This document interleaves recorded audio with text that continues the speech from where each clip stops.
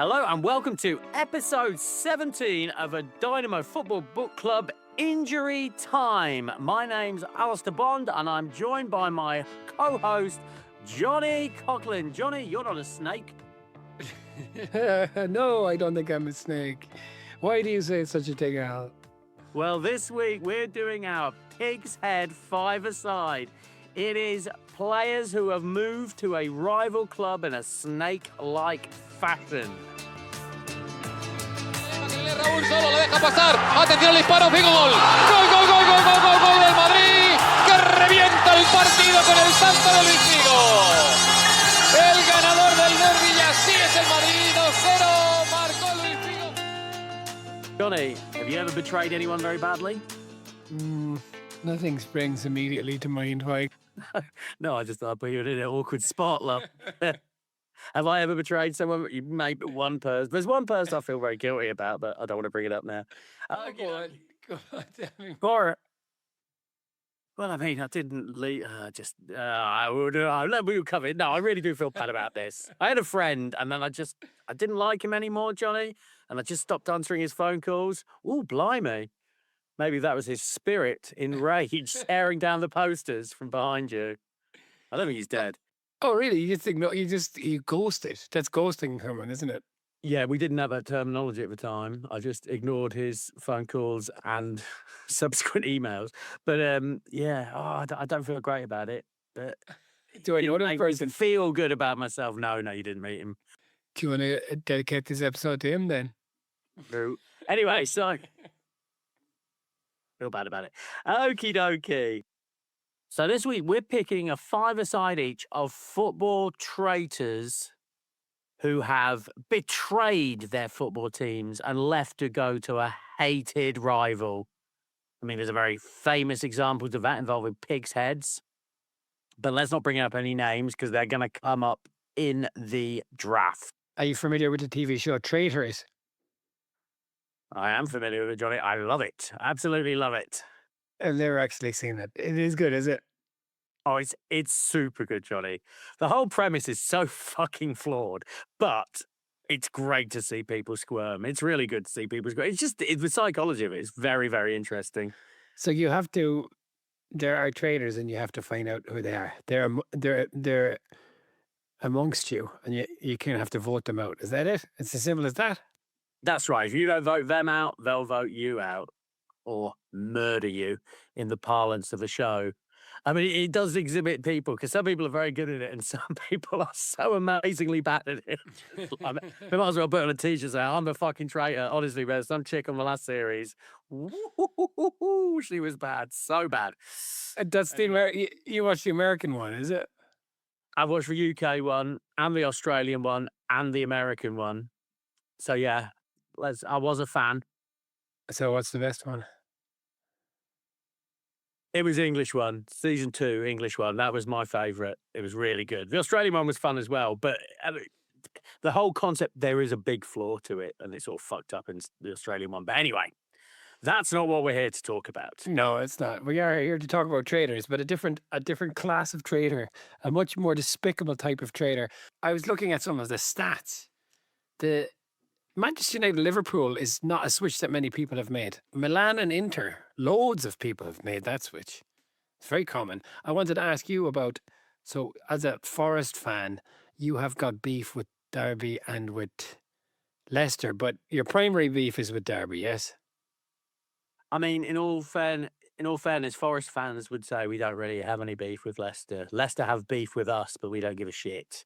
It's Derby that we hate. But I grew up nearer to Leicester than I did Nottingham, so I fucking hate Leicester. I really do. But who are the traitors in the context of the Midlands Derby? A spicy name. Well, there is a rat that is going to come up. No, it's fairly common for people to tread the Nottingham to Derby route.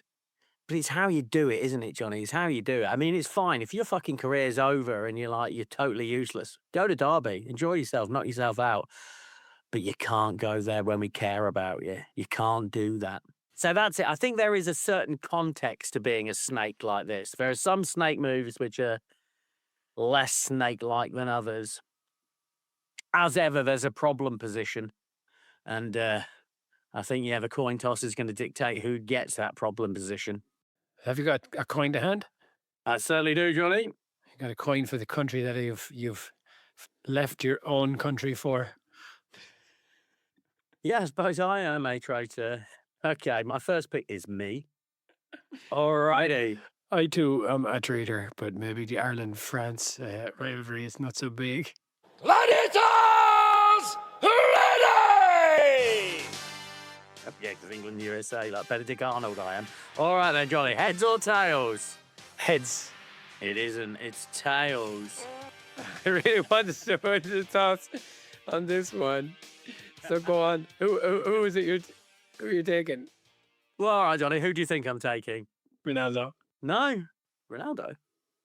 Go on. Oh, no. Oh, these Italian ones, they don't count to me because they all do it all the fucking time. They all play for it. No, I'm going in goal, Peter Schmeichel. Well, there are, okay, I see what you mean. And he is who I've written down as my keeper. But there are other keepers. But anyway, okay. But if you, are you telling me we can only do English derbies because I'm in trouble? No, not at all. Not at all. I'm not saying that at all, Johnny, but I am saying that I don't know, in Italy, they really do bounce about from club to club, don't they? It seems the only time Italian teams really get offended is if you go to Juventus. Then they're angry, right? If you go to Juventus, fuck you. But, all right, so for me, I'm not entirely happy because it wasn't a very snake move. He didn't go directly from Man United to City. But I always found it interesting how he would be such a United legend and for the sake of one season just sort of like take the edge off it. How did you feel when Schmeichel went to City? Yeah, I think it did tarnish Schmeichel's legacy. I also have the additional tarnish of he was fairly maligned by Keane in Keane's first book, and he made him out to be like kind of a big doofus and a dork. And that kind of stuck in my head as well. But I think it did undermine. And it is weird because how long did he joined United in like 1991, right? He was there until he was there past the Champions. He left after the treble, yeah. He left after the treble. So he was there for 10 years effectively. He's the best goalkeeper probably in the history of the Premier League, and he is so associated with that one team. So yeah, it was a funny move, and I think he was a bit of a dick about it at the time as well. Like, I don't think he was apologetic enough. You know, you can do it two ways. You can try and, you know, you can really, really, you know, rub the nose of your old team in it, like in a kind of a Tevez kind of way. But you kind of have to respect that almost, don't you? Well, I can't remember what it was specifically of Schmeichel, what he did, but I remember him being just a bit of a dick about it. I mean, subsequently, Schmeichel has said if City had been the force they were today, he wouldn't have joined them. So he only joined them because they were shit losers. It's a weird rationale. I was watching a clip of Gary Neville snubbing him with a handshake. So good old Red Nev. Yeah, as I said, this didn't like cause absolute earthquakes, did it? Because he had two clubs in between. But for me, it was just a strange one. For one season of football, as you say, to tarnish your reputation, as if Peter Schmeichel would struggle to find a club. Yeah, and of course, is a mouthpiece for Putin. So good for you, Peter Schmeichel. Go on, I don't know this. Tell me more. Oh, he was contracted to Russia Today. He had a big contract with Russia Today. Russia's propaganda channel. Loves the money, wherever it comes from, Putin or Man City or bacon. He's taking it. Big bacon. Yeah, he's in the pocket of big bacon. Okay, well, I've already kind of announced my one, but you said don't pick Ronaldo because of the Italian one. Ronaldo did it in two cities, played for both teams in two cities, and he's the only person that I could find who did that. He played for Barcelona and Real Madrid, and he played for Inter and AC Milan. Now, that is pretty special. Do fans of any of those clubs hate him? Barcelona, I'd say, surely. Like, those... They don't like Figo, anyway. But it's all right. If you have a couple of clubs in between, though, it does soften it, doesn't it, for sure? Do you think so? Well, it does. Well, it would soften it, but yeah, like I don't know. I guess I don't know the answer. I just assumed that there was some ill will there. But okay, if you're arguing against it, he played he played 49 games for Barcelona in one season across all competitions. How many goals do you think he scored in 49 games? Ooh, 40. 47. Oh, And he played one Clasico, which they lost and he didn't score in. But then he was at Real Madrid from 2002 to 2007, like the Galactico years. He played 127 times for Real Madrid. How many goals? yeah, I guess he was about to. He was just always injured, right? 50? 83. 104 in all 83. competitions. But he scored 4 goals against Barcelona in his time at Real Madrid. All right. I'm just thinking of my next pick. I'm not sure he's going to be as good as Ronaldo, El Fenomeno. I saw Ronaldo play like 20 times, Jenny. I saw him play for Corinthians when I lived in Brazil. He was there every game. He was noticeable. You could tell where he was on the pitch at all time because he was so much fucking fatter than everyone else. When I was in Brazil, I was watching his like late night Saturday show, and he came on as a guest, and I was watching with my girlfriend, and obviously they were nattering away in Portuguese. And this host was poking Ronaldo in the stomach. And I was saying to my girlfriend, what's he saying? He's saying, you like lasagna too much, Ronaldo. You like lasagna too much. I was poking him. Who are the natural rivals of Corinthians? Palmeiras. He's played for Cruzeiro and Corinthians in Brazil. But I guess those guys don't have beef. Yeah. Sao Paulo they hate as well, but I think Palmeiras is the one. When I went to live in Brazil, my girlfriend said, what is your Brazilian team? And I was like, Palmeiras? No, babe. Oh, no, it's not. Who is it? It's Corinthians. Okay. It is Corinthians. Fucking great team, though. But I still got a soft spot for Palmeiras. Or green shirt. Corinthians have black and red, though, don't they? Well, no, they wear white is their home shirt, but I think they seem to wear black as much as they do white. Yeah, they just wear either white or black. Chimao, which means the oars. Like boat oars. All right, so you've got Ronaldo. So here's my next pick. A player of similar quality, but in terms of snake-likeness, the biggest snake of them all, Chris fucking Commons, you fucking worm. You turd of a man. Awful, awful Chris Commons. The year is 2007. It might be 2008, but Forest have finally got promoted from the 3rd Division, League One.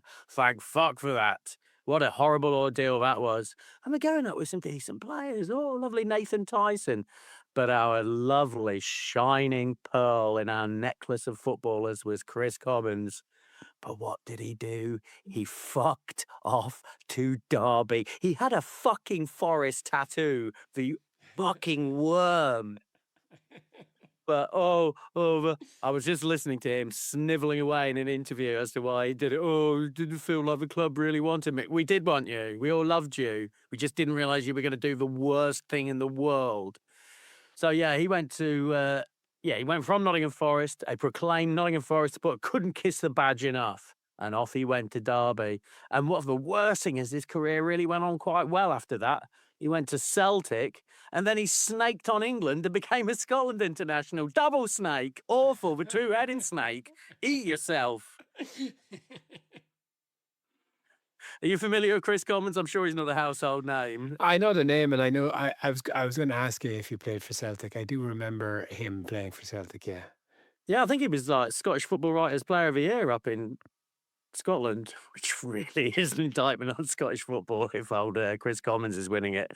But yeah, at the time, Johnny, I used to have little conversations in my head about what I'd say. At the time, I was working on cruise ships, and I had like this fantasy scenario whereby he'd come to the cash desk on my cruise ship and try and get service. I'm not going to serve him. I'm not going to serve this man. I had these arguments in my head I would have with Chris Commons if he came in. It ended with me spitting on him. Anyway. And did it ever happen? No, I've never met Chris Commons. I've just seen him in an interview. He looks like a fat dork. Did you ever meet a footballer on the cruise ships? How far-fetched was this hypothetical? Yeah, pretty far-fetched. No footballers on the cruise ships that certainly made themselves known to me. And would you have expected your fellow cash desk guys on the cruise ship to have rowed in behind you? We used to end with a we used to end with a. Yeah, they were equally as disgusted. Chanella from Trinidad and Tobago and Ronnie from the Philippines. Little Rocket Ronnie. Yeah, they fucking hated him too. Everyone did. Yeah, okay. Well, They're all together in contempt for Chris Commons. All right, so you've got Ronaldo outfield and I've got Chris Commons. Okie dokie. Who's your next picks, Johnny? I'm going to go for Dennis Law because I'm going to stick with the Manchester City, Manchester United connection. And Law was pretty good in his day, and stature from outside Old Trafford and all the rest of it. He won the European Cup with Man United in 1968 and however amount of leagues. But I guess he's not as famous for it, but he's very famous for his backheel goal that relegated Manchester United. Like, that definitely warrants mention in this conversation. I know. And we always used to say it could never happen again. But now I think maybe it could. Just keep doing what you're doing, Ruben. Keep doing what you're doing, son. You're doing great. Was that the first ever non-celebration celebration, I wonder? Because he didn't really celebrate. That was what, 1973, 74? Yeah, I can picture it. I've seen the goal, yeah, and he wasn't very happy about it, was he? No, I suspect any of his former teammates who are still on the United team were probably a damn sight less happy about it still. Do you know how he ended up at Man City? He moved directly from United to City. He scored 237 goals in 404 games. Still United's third highest scorer. He had a bad knee. He was in out of the team and he was released on a free transfer. He thought his career was up, but then he signed for Man City. On the 27th of April 1974, at Old Trafford, he scored with a delicate back heel. Didn't celebrate, which makes it worse in a way. United were relegated. And he retired shortly afterwards. Do you think he should have done that, Al? Should have scored the back heel? Yes, I think he should. Do you think he should have signed for Manchester City on the same basis as what you said about Schmeichel? His career is over. You know, he's got some plum job lined up for himself working behind the bar in his local pub. Where does he need to go play for Man City? Again, though, I got a bit of sympathy. You know, back then, they got paid tuppence halfpenny, right? I mean, like moving house and everything would have been a big deal. I don't know. I just got more, especially if you've been dropped from a team, you're injured. Again, though, yeah, probably find another team, right? Surely Dennis Law could have found another team other than Man City. Well, he was, like, according to this, he was released because, you know, he thought he was finished. So I guess in a way he must have thought, well, fuck them. And he did fuck them. So there you go. Yeah, there you go. All right. So, yeah, great start. You got Dennis Law and El Fenomeno. Great. Yeah. All right. My next pick is another player who is certainly not in this lad's categories. And it is die, Nicky, die. Die, Nicky, die. It's Nicky Barmby. That's a good one. Now, Nicky Barmby. I mean, who really gives a shit? Nicky Barmby. Did he ever really do anything sort of like faffed around? He's quite good. Sort of fringes of the England team for a while. But I tell you what it got for me. Is the disingenuousness of him. The disingenuousness. There he was. He was at Everton. He was Everton's best player. Bill Kenwright was the chairman at the time, and he said, Nicky Barmby came in and said the 6 worst words in the English language. Can you guess what those 6 worst words are? I want to join Liverpool. There's only 5. I want to play for Liverpool. Very good, though, Charlie. Very good indeed, Charlie. Very good. I want to play for Liverpool. And so he did. And okay, you know, Liverpool, bigger team than Everton, that's fine. But I remember at the time, Johnny, there he was at a press conference. I think, like, one of the journalists was like, "So, Nicky, obviously a lot of Everton fans are very disappointed with your move, and there's quite a lot of hatred towards you." And he's like, we are still talking about football, aren't we? I mean, we are still." It's like, yes, Nicky, we are still talking about football as well. You fucking know, son. As if like, what? Everton fans are going to be upset by this? I have no idea. Why don't they grow up? Why don't football supporters grow up? Do your thing, Nicky. That's fine. But don't fucking pretend like you haven't done the move of a snake. It's a snake move, dude. You've done it. Just own it and just be like, "I'm sorry. The opportunity came up." Not like, "Oh, really? Oh, they don't like it. I had no idea." Fuck you, Nicky Barmby, you mid-player. I don't even know why I'm so angry. He didn't do it to Forest. I think he went on to play for Forest and was shit. So, fuck Nicky Barmby. On behalf of Everton fans. Ooh, I don't want to be on Everton's fan side. But there you go. My next pick is Nicky Barmby, who will be marking Ronaldo. All right. I feel bad. I've got a list of players here in front of me, and they're better than Nicky Barmby and Chris Cummins. Yeah. All right. Well, I've got a list of players. Okay. Who are you going for next, then, Johnny? I think that the real problem position is actually in defence. And there's a real snake there. Well, I mean, they're snakes in defence, Johnny. It's just they're too famous, aren't they? Too famous snakes. Like. Okay, I'm gonna go with Luis Enrique, but he went the other way. He went from Real Madrid to Barcelona. That's a good. Yeah. Well, you see, I'm learning, Johnny. I had no idea he ever played for Real Madrid. Yeah, he went the other way, whereas all those guys, I guess he was maybe a few years before your Figos and your Zidanes and all those Galacticos, but he was a Barcelona legend, but not before he played for Real Madrid. So I'll put him in there for the crack. He's about as successful a manager as a good player has ever been, really, now that he's won the Champions League, eh? Yeah, Guardiola was quite a good manager as well. Yeah, I suppose he's quite good, all right. So, Luis Enrique played 213 times for Real Madrid. I was open mouth, 230. I really had no idea about that. I'm not even talking about the 42 games he did for Sporting Gijon. You probably don't know about them either, do you? I knew about Gijon. And then he played 300 times for Barcelona. Yeah, I was following his career when he was at Gijon, and then just dropped out of my radar for 5 years. No kidding, I really didn't know he played for Real Madrid. There you go. All right, go on. Tell me what you got. All right, a World Cup winner. Oh, yes. A World Cup winner in 1986. For a long spell until his record was broken by Diego Simeone, he was the most capped player for Argentina. I'm choosing Oscar Ruggeri. Oscar Ruggeri, centre-back. And he made the move from Boca to River Plate. Now then, Nicky Barmby, see how you fucking like this. When Ruggeri moved from Boca to River Plate, the Boca supporters burned down his fucking house with his mum and aunt. That's how you do it. Those stupid Everton fans, they would never think to do that. His mum and dad were fine. No one was hurt. But yes, his house was burned down by Boca fans. So, I mean, that's the way to do it. If I knew where Chris Commons lived. You were just waiting for him to come to you. But our boy Di Stefano played for both those teams, didn't he? Now that you mention it.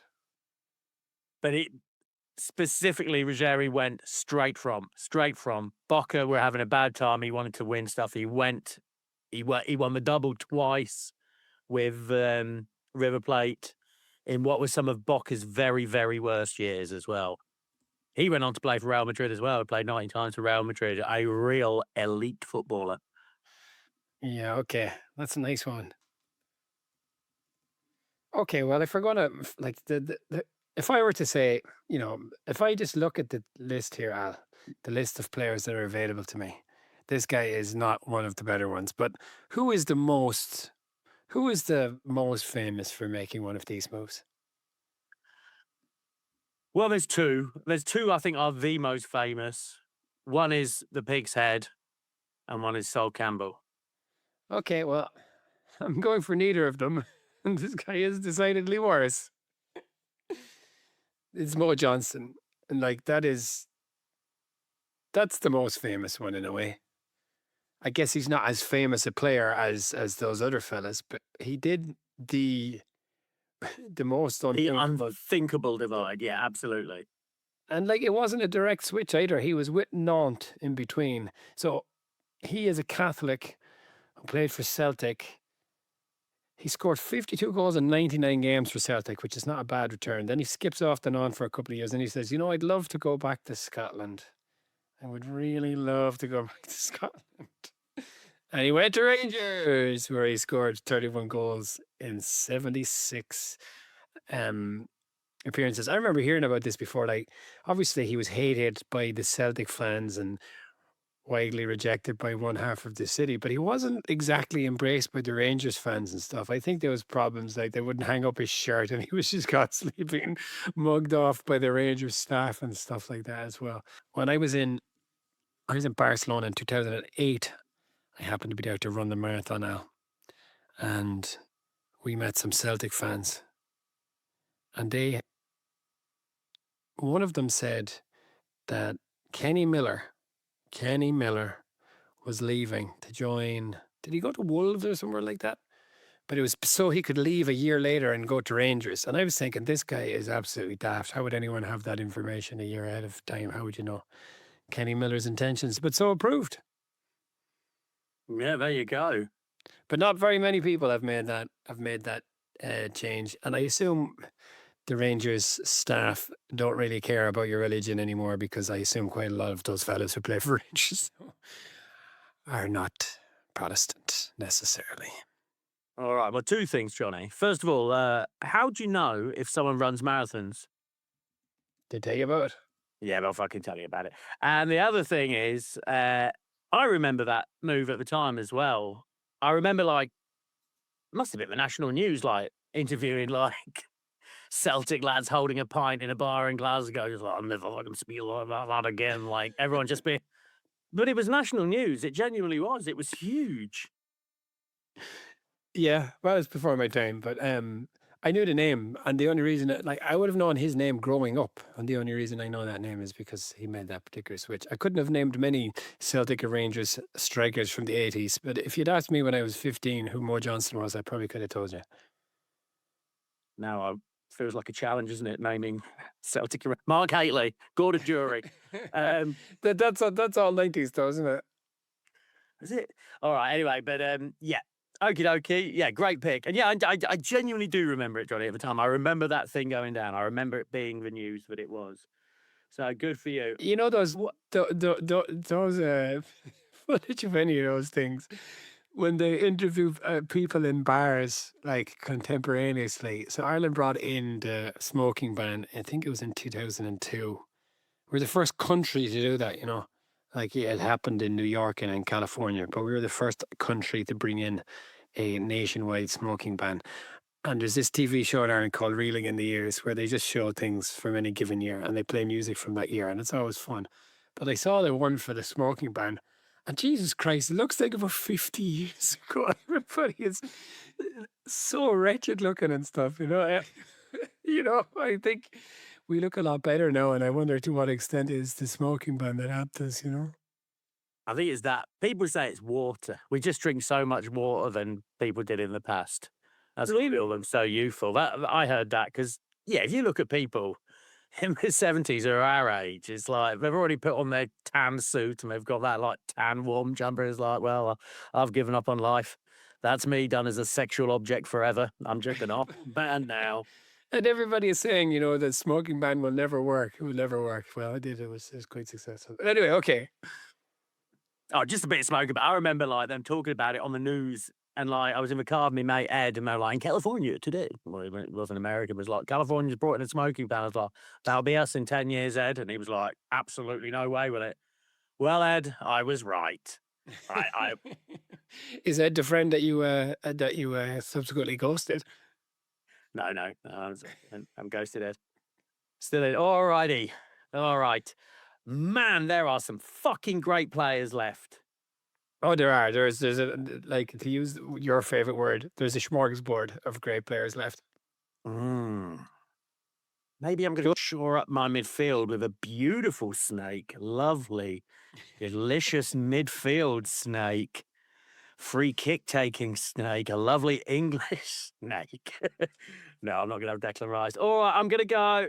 All right, I'll tell you what. I'm going for, seeing as we are the Dynamo Football Book Club, I put it to you that the incident which embarked this snake on his journey is the most famous football autobiography quote of all time.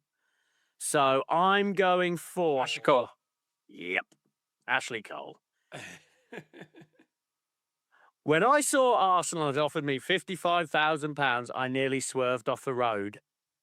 I put it to you, Johnny, that is the most famous quote from any football autobiography ever.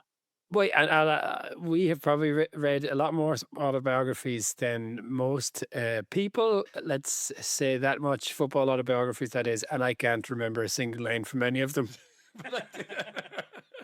but I do know that line, yeah. All right, yeah, I'm going for Ashley Cole. I mean, he didn't go to Spurs, but he went to Chelsea, which is worse of a time because Chelsea were much more of a threat. Yeah, and there was a spate of those Arsenal defections at the time, wasn't there? You know, obviously Van Persie went to United, Gail Clichy went to City. Adabai score. Did what's the name of Samir Nasri? Didn't he go to City as well? Oh yeah, he did. They were just a feeding ground for City at the time, weren't they? Yeah, Arsenal. They were, yeah. So yeah, they were really getting it. They were getting it in the neck from all sides. Kind of fun, actually. All right, but I'm going to defend Ashley Cole here. I think Ashley Cole was the best fullback in the world at that time. I imagine Roberto Carlos would have something to say about that. But he was absolutely brilliant, Ashley Cole. Famously always had Ronaldo in his pocket. No one else could manage it, but he could always tame Ronaldo. And he went on to make 120 grand a week at Chelsea as opposed to a 55 at Arsenal. I mean, come on, it's not fair. And I remember thinking, I read Steven Gerrard's autobiography, and there's a line in that where he's asked Liverpool for 110 grand a week, and Liverpool are giving him 70. And he is fucking furious about this. Like, what Liverpool playing?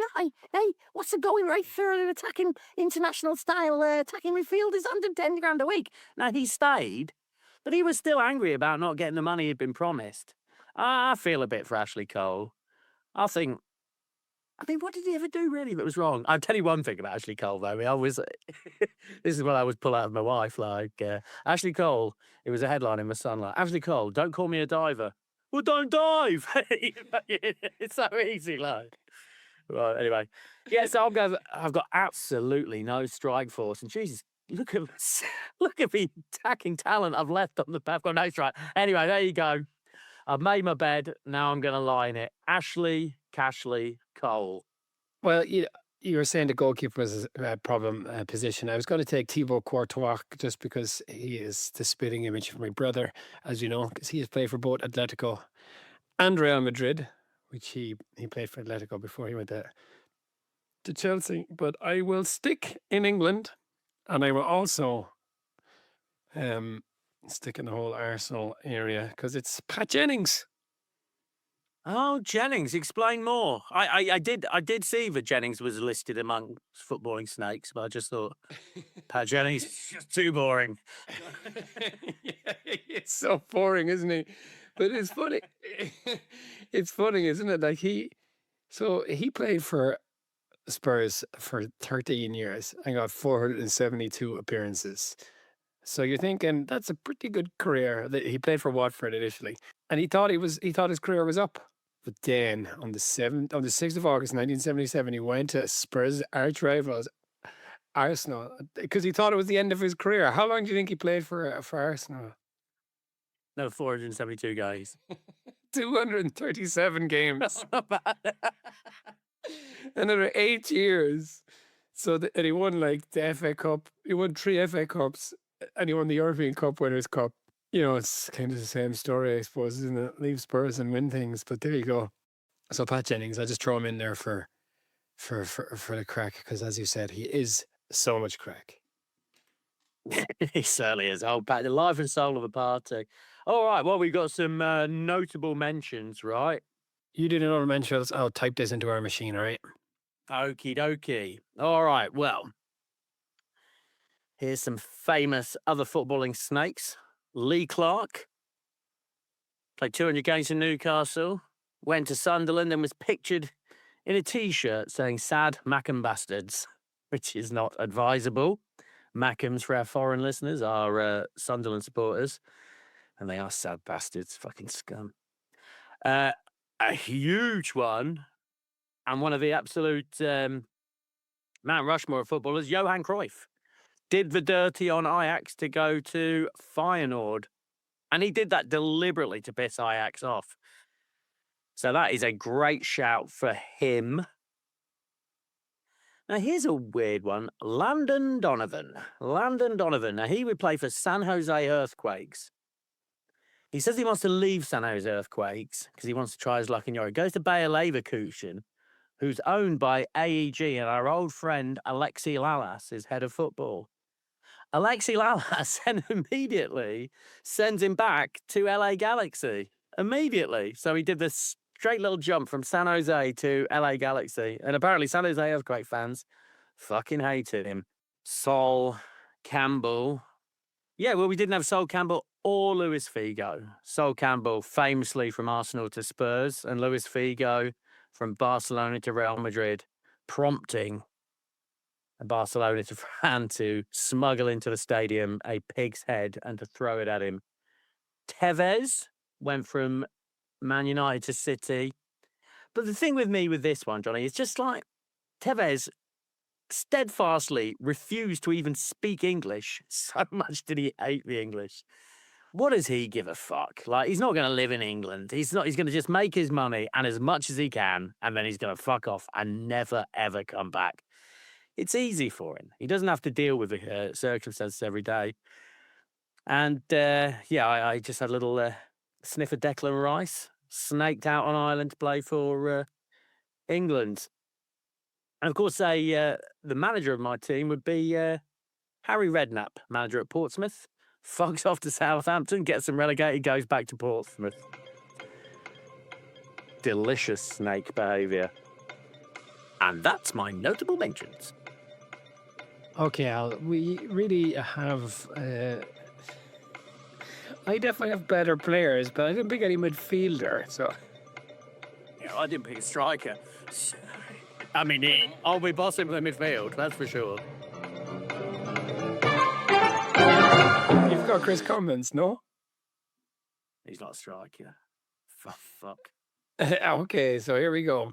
It's Team Johnny starts stronger. Ronaldo's peace and power. Team Alistair goes one up with a Barnby pass to Chris Cummins. But here comes Johnny's team. Luis Enrique steps up from midfield and exchanges a 1-2 with Dennis Law, and it's 1-1. And then just before half-time, Ronaldo gets his reward when Enrique wins it in midfield, lays it wide. Ronaldo powers past Cole. Wrong Ronaldo. Sorry, Al. Yeah, 2-1, Johnny. Schmeichel keeps Alistair in it. A flying save to tip Johnson's header over the bar.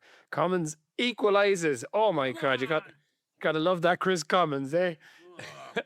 2-2. So it's moment of the match. Here it comes. Dennis Law rolls back the ears, collects it from Enrique, back heels through Ruggieri's legs and smashes home. Crowd goes wild. 3-2 to Team Johnny. And in the final minutes, as Team Alistair pushes forward, Cole almost snakes in at the back post, but Ronaldo breaks on the counter, shrugging off Ruggieri and firing low across Schmeichel for a 4-2 win. A man of the match, Ronaldo, 2 goals, 1 assist. And relentless pressure must be early Ronaldo. And then other standouts, because Luis Enrique ran the midfield. Chris Commons was sharp and loyal. And Peter Schmeichel was outstanding despite conceding 4. Well, I'm not surprised by that result, Johnny, I have to tell you. No, nor am I. By the way, you didn't mention Seedorf, did you? Oh, Seedorf, is he considered a rat? He did play for Inter and for Milan. He was pretty damn good. You mentioned Zlatan? No, I didn't mention Zlatan. What? Christian Vieri? No Vieri. Pirlo? No Pirlo. Yeah, there's quite a stock of players from Italy. When I was googling the numbers, the amount of players, like I was doing on ChatGPT, so these things can be wrong, but it said 9 players have played for United and Liverpool, and like more than 40 have played for Milan and Inter. Yeah, that's it. The one that came up for me, the Italian, was he's not Italian, but Higuain, and how the people in Napoli feel about him after he fucked off to Juventus. They absolutely hate him. A Naples rapper came up with a song, "I'll only be happy when he's dead." Yep.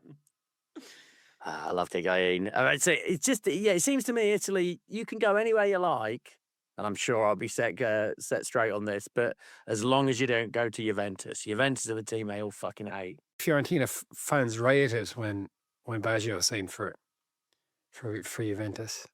Oh yeah, Baggio was the other snake. Yeah. Of the United Liverpool ones, the poor old Michael Owen really kind of set his whole career on fire, didn't he? I mean, this is the thing with Owen. It's like, Liverpool fans already held him in contempt, and then it's just sort of like, oh, well, here's the cherry on the cake. I'm signing to United. Look at me, I'm fucking useless. Yeah, he was useless. He did score that goal against Man City, but yeah, he's a funny one, Michael Owen. I think we should do his book because I think he's one of the biggest idiots in football, one of the biggest assholes in football, which is really saying something. He was on a TV show in America, and he was dressed up like he was presenting a Saturday night family show, like his smart little suit. And I was like, "You see that man there?" to the wife, and she was like, "Yes." I was like, "He was about the fastest man in the world." Wait till you. This guy was like, "No, he wasn't." He's like, "He really was. He was. That chubby, like entertainment presenter was the fastest man in the world. He was so good at football." It's like, that man. Yep. He doesn't look like it, does he?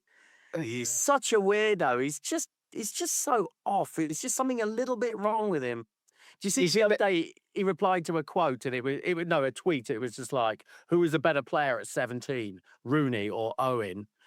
And like, if you're Mike, don't fucking get baited by that stuff. But he wrote this long list going, well, yeah, Rooney didn't get injured and went on to have a longer career, so now he is remembered as a better player. But at 17. And then he listed all the stats, and he was right. I mean, he outscored Rooney way, way, way, 17, 18, 19. But it's like, what are you doing, Michael? What are you doing? Don't do that. Don't worry about it. You've seen the Southall video, right? No, I'm not sure. Ah, come on. For whatever reason, Southall's got a kid who he's teaching goalkeeping skills, and Michael Owen is taking shots.